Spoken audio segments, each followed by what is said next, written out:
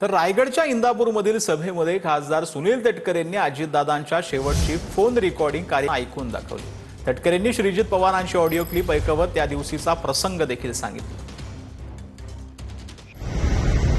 दादा 8:40 बारामतीच्या विमानतळावरती उतरणार। या कामासाठी त्यांनी मला थांबवलं। त्याचा मला त्यांना निरोप द्यायचा होता। त्याच्या पीएला मी फोन केला। 10 मिनिटांमध्ये दादा उतरतील। म्हटलं ज्या वेळेला दादा उतरतील गाडीत बसायच्या अगोदर मला त्यांच्याशी फोन जोडून दे, मला काय महत्वाचं त्यांच्याशी बोलायचं आहे।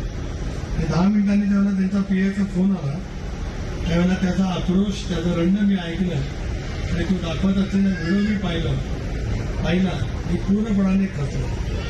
पण सुभाषजी, दादांनी विमान उतरताना 8:37 मिनिटांनी